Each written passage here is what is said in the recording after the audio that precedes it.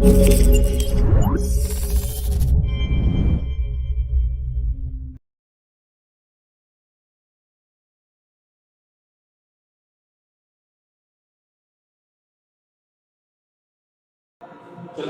Newspaper देखा है? जी sir, देखा आज का न्यूज़पेपर मैंने। हेडलाइन क्या था? सर आज का हेडलाइन था कि जो ज्ञानवापी मस्जिद है वहाँ पे बोला गया है कि वहाँ पे जो मंदिर का परिसर है उसके अंदर से त्रिशूल की प्राप्ति हुई है। और साथ ही साथ जो गया के जो डीएम जी हैं उन्होंने अपने कार्यकाल के अंदर जो भीड़ बिक्री की थी तो उनके खिलाफ कार्रवाई की है। ज्ञान के पास ज्ञान में क्या मिला है? सर अभी आज की न्यूज में दिया था कि वहाँ पे जो त्रिशूल होता है और शंख होता है वो वहाँ की मस्जिद को प्राप्त हुआ है सर। अभी ज्ञान में आज सुप्रीम कोर्ट में डिसीजन है। सर आवाज क्लियर नहीं आ रही है।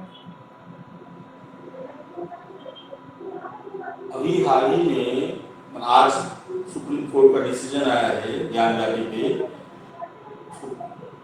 उसको आपने सुन लिया है? सर आज उसका डिसीजन आने वाला था बट अभी तक सर मैंने सुना नहीं है इसके लिए सर। ये जो ज्ञान व्यापी मंदिर में जो ये हो रहा है, आपको नहीं लगता है कि सुनिश्चित रूप से भारत विभाजन करने की रणनीति है? हेलो सर,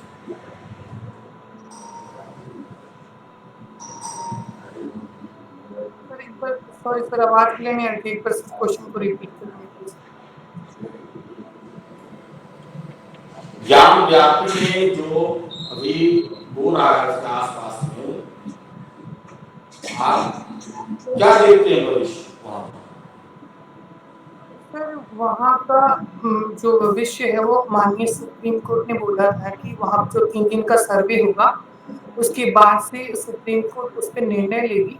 और साथ ही साथ उन्होंने ये भी कहा था माननीय सुप्रीम कोर्ट ने कि जो मस्जिद में जो कार्यक्रम है वो भी नहीं रुकना चाहिए और साथ ही साथ जो हिंदुओं का धार्मिक भावना है उसको भी ठेस नहीं पहुंचना चाहिए। तो इसमें माननीय 1991 में इससे जुड़ा एक एक्ट पारित किया गया, क्या एक्ट है? सर आवाज की प्रॉब्लम आ रही है, मुझे क्लियर आवाज नहीं आ रही है।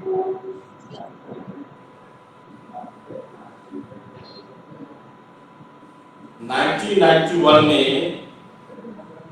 एक्ट पारित किया गया था इससे संबंधित मंदिर मंदिर मस्जिद से संबंधित, तो क्या एक्ट था? एक्ट क्या नाम? वर्षिप एक्ट था 1991 का। उसमें बोला गया था कि जिस दिन से भारत आजाद हुआ है 15 अगस्त 1947 के बाद से जो भी मंदिरों की स्थिति होगी वो वर्तमान रहेगी। उसमें बस एक्सेप्शन के तौर पे अयोध्या को और बाबरी मस्जिद वाले जो हिस्से थे उसको छोड़ करके बाकी जितने भी मंदिर परिसर होंगे उनकी यथास्थिति बनाए रखने की बात की गई। आपको नहीं लगता है ये जो ज्ञान व्यापक हो रहा है उस यथास्थिति के प्रतिकूल है? सर इसमें अगर देखा जाए तो माननीय सुप्रीम कोर्ट का जो निर्णय होगा वही सबसे ज्यादा बेहतर होगा। सर मेरी इतनी क्षमता नहीं है कि मैं सुप्रीम कोर्ट के निर्णय को सर कुछ बता सकूं, तो मैं इंतजार करूंगा कि माननीय सुप्रीम कोर्ट इसके बारे में क्या निर्णय लेती है।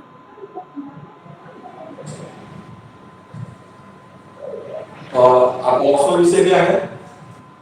सर ज्योग्राफी है ऑप्शनल विषय। Geography optional. जियोडेसी क्या होता है?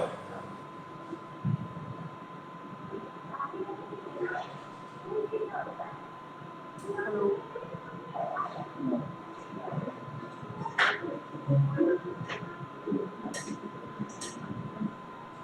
आवाज एक बार सर प्लीज, क्वेश्चन समझ में नहीं आया सर, एक बार रिपीट करेंगे, आवाज क्लियर नहीं आ रही है। जियोडेसी जियोडेसी क्या होता है? जियोडेसी जियोडेसी सॉरी सर, आवाज क्लियर नहीं आ रही है और मुझे नहीं लगता मुझे इसके बारे में पता है, मैं इसके बारे में कुछ पढ़।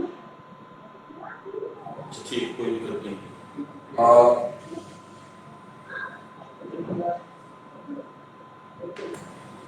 मानसूनी हवा जो कहते हैं लौटते हुए मानसून, सुना है लौटते हुए मानसून? Returning monsoon. हाँ, रिटर्निंग मानसून कहाँ से रिटर्न होती है? जो ये रिटर्निंग जो मानसून है, ये 15 अक्टूबर के बाद से इसकी स्थिति उत्पन्न होती है। और ये जो राजस्थान हिमाचल प्रदेश का जो क्षेत्र है वहां से ये धाराएं निकलते हुए हिंद महासागर के बे ऑफ बंगाल शाखा से निकलते हुए आते हुए तमिलनाडु, कर्नाटका के क्षेत्रों में और आंध्र प्रदेश के क्षेत्रों में सर बारिश कराती ओरिजिनेट कहाँ से होती है? है। सर आवाज क्लियर है। ओरिजिनेट कहाँ से होती है? तो रिटर्निंग मानसून कहाँ से ओरिजिनेट होती है? जो रिटर्निंग मानसून है वो मेडिटेरियन क्लाइमेट के इफेक्ट से भी से इन्फ्लुएंस होती है, तो उसी से सर ये रिटर्न होती है।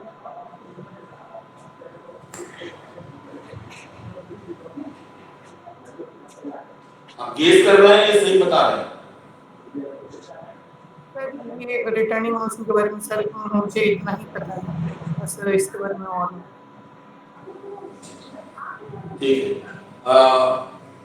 वेस्टर्न डिस्टर्बेंसेस से वेस्टर्न डिस्टर्बेंसेस से और वर्षा होती है, किन किन क्षेत्रों में वर्षा होती है? वेस्टर्न डिस्टर्बेंस से सर हिमाचल प्रदेश, पंजाब और जो हिमालय के तटवर्ती क्षेत्र जो होते हैं उसमें सर वर्षा होती है sir. Geography is your optional.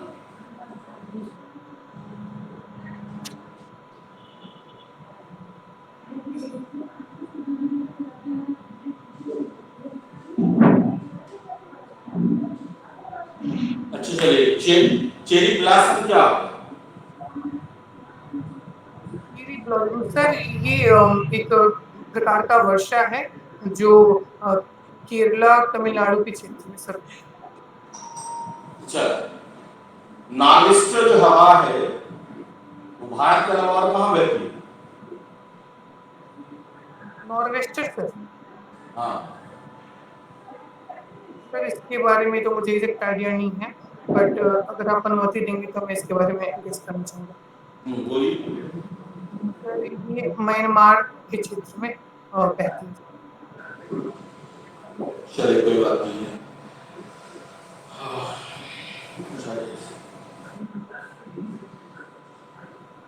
Graduation का सब्जेक्ट क्या था आपका? और sir mechanical engineering. Mechanical engineering. कौन सा पेपर आपको सबसे फेवरेट था मैकेनिकल इंजीनियरिंग का? मैकेनिकल में मैंने स्ट्रेंथ ऑफ मटेरियल पढ़ा था और थर्मोडायनामिक्स और हाइड्रोलिक्स। स्ट्रेंथ ऑफ मटेरियल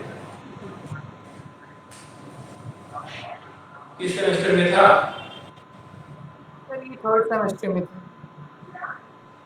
अच्छा बताइए, रबर और स्टील दोनों का इलास्टिसिटी कंपेयर करेंगे, किसका इलास्टिसिटी ज्यादा होता है?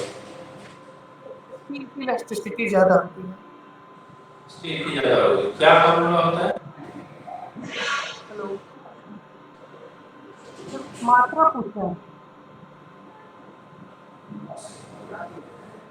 बोलिए।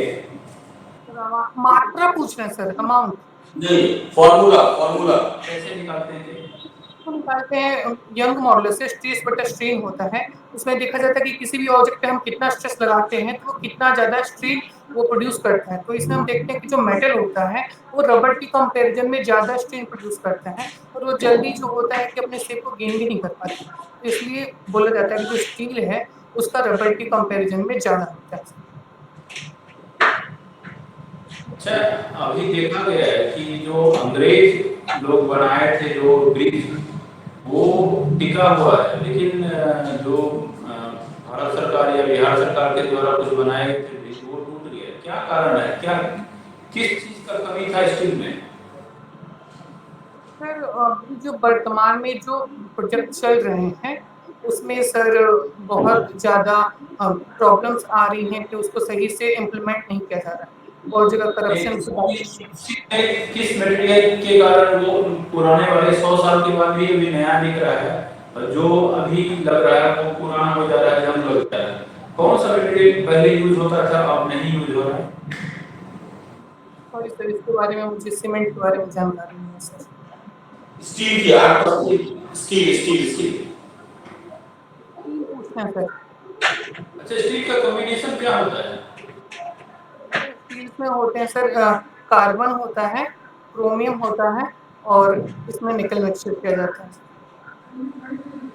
फेरस नहीं होता है? तो फेरस मेन कंपोनेंट होता है उसके साथ। इसमें जब हम क्रोमियम कार्बन को ऐड करेंगे तो वो दाग धब्बा रहित और हार्ड स्टील बनता है। अच्छा, अगर हम बोलते हैं पीवी इक्वल टू एनआरटी, ये किस कंडीशन पर अप्लाई होता है? सर ये आइडियल गैस का इक्वेशन है, Pv इक्वल टू nRT। इसमें एक आइडियल कंडीशन में हम क्लोज सिस्टम में इसको, और एज अर्थ की बात करें तो आइसोलेटेड सिस्टम में इसको हम ऑब्जर्व करते हैं, वहीं पे इसके लिए आइडियल जो पैमाने हैं वो तय किए हैं।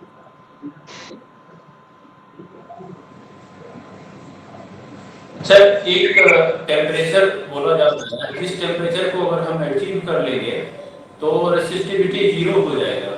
कौन टेम्परेचर होता है? सॉरी सर, उसमें आवाज, क्वेश्चन नहीं समझ में, आवाज के चलते। अच्छा, एक टेम्परेचर होता है जिस टेम्परेचर पर किसी कंडक्टर का रेसिस्टिविटी 0 हो जाएगा। कौन सा टेम्परेचर होता है? सर वो -273.15 डिग्री सेल्सियस तो एब्सोल्यूट जीरो टेम्परेचर बोलते हैं। वहाँ पे कोई भी एटम जो होता है उसकी जो वाइब्रेशन एनर्जी होती है वो जीरो हो जाती है, तो इसमें उसकी कंडक्टिविटी भी डिक्रीज होकर जीरो हो जाती है। अचीव किया गया है ये? सर ये अभी थ्योरेटिकल है, इतना अचीव नहीं किया जा सका है, बट इसको करंट वर्ल्ड में तो यूज नहीं किया जाता, बट लैब में इसको अचीव किया जा चुका है। अगर हम क्रायोजेनिक इंजन बोलते हैं उसका मतलब क्या होता है?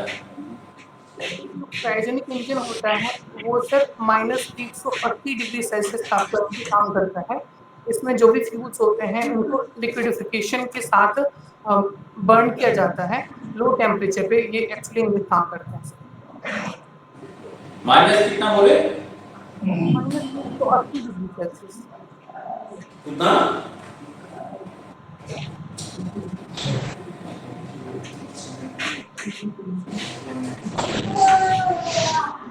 ठीक है। अच्छा, अभी अगर हम ये बोले कि आप एक मैकेनिकल इंजीनियर हैं, एडमिनिस्ट्रेशन में आ रहे हैं, एक एडिशनल एडवांटेज क्या होगा जो आप सोच के रखे होंगे? बस एक बताइएगा। मैकेनिकल एडवांटेज ये हम देख सकते हैं कि जो मैकेनिकल में जो मशीन्स होती हैं, होवरक्राफ्ट हो गया, गायरोरैप्टर हो गया, इसको बिहार में जो बाढ़ आती है तो उसमें सर्विलेंस और मैन्स की प्रिवेंशन के लिए उसको आसानी से यूज किया सकता है। तो यहाँ पे एक मैनेजमेंट के तौर पे ये अच्छा मशीन होगा जो हम इसको यूज कर पाएंगे और जान माल की क्षति को बचा सकेंगे सर। आप ये सोच के रखें, ये करेंगे आप? तो आवाज क्लियर नहीं आ रही है। ठीक। अच्छा, आपका हॉबी क्या है? Sir crypto trading.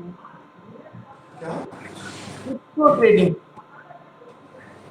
क्या बोल रहे हैं? Crypto trading. Sudoku? Crypto trading sir. आवाज क्लियर नहीं आ रहा है। क्रिप्टो करेंसी होती है आपकी उसमें। हॉबी क्या है? Hobby sir crypto trading, crypto trading. Crypto trading. अच्छा, क्रिप्टो करेंसी क्या होता है एक शब्द में बोला जाए तो? वर्चुअल डिजिटल करेंसी होती है, डिसेंट्रलाइज होती है।